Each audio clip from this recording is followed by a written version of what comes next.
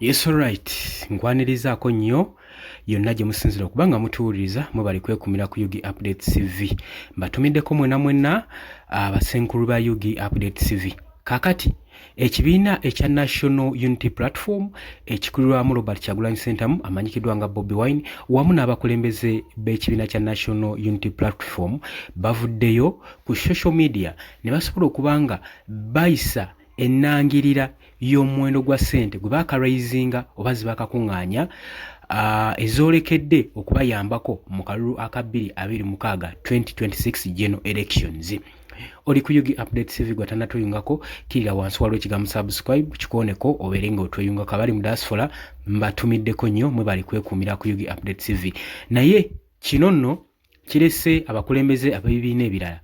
si kye kimu kubanga kino baali tebakisuubira era baali tebakisuubira nti abantu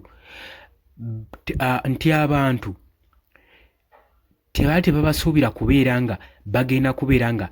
bayimirira wamu n'ekibiina kino ekya National Unity Platform si mu ggwanga Uganda mwokka wabula globally.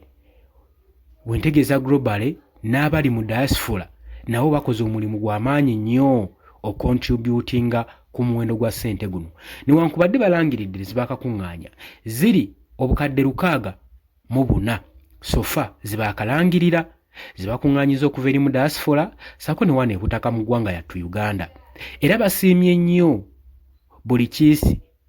ataddemu omukono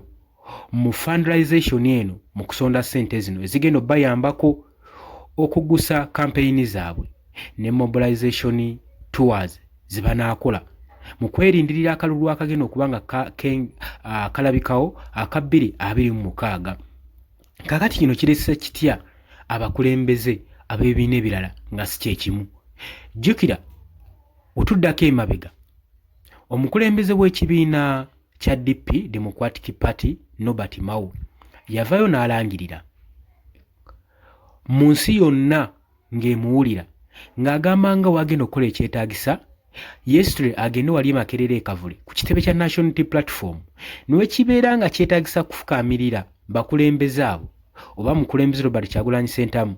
ajja kikola asobole okuba nga amuwa akadde batuulemu boogere ku nsonga eno eya iPod basobole okubeera nga bayunga Robert Kyagulanyi Ssentamu mu kibiina kino ekya iPod basobole okubeera nga bassa kimu of which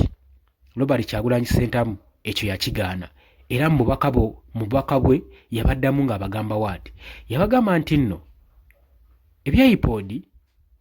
mbyogerako wenti sandiganye kujoyininga iPod naye nze bulamu bwange genda kutuula ku mmeeza y'emu n'omuntu gwe mmanyi atuntuza bannayuganda agenda mu maaso n'okusiba bannayuganda n'okubatta n'okubagulako emisango gye batakoze n'omuntu adiibuda ssente z'omumi bw'omusolo ng'azikozesa olw'okweremeza mu buyinza agambye ekyo kakifuuwe era n'agamba era mwami Yoweri Kaguta Museveni mumugambe nti mu bantu basuubira otuula naye ku mmeeza taliimu era ebyo abirekere baba Mao be babatuula be babagabana omusimbi gwe olw'okubanga yagaana ojoyininga iPod kigambibwa mbu akasente gavumenti ke yandiwadde ebibiina okuyita mu campaign ekibiina kya National Unity Platform kirilayikira obutafuna wadde n'ennusu 10 ku ssente zino kiyambako okukola campaign tour zaabwe nga beerindirira akalulu ka 2026. So gwe mugaso gwa mobilization eno gye bakoze ya fundraisation eno gye bakoze okusobola okulaba nga beetangira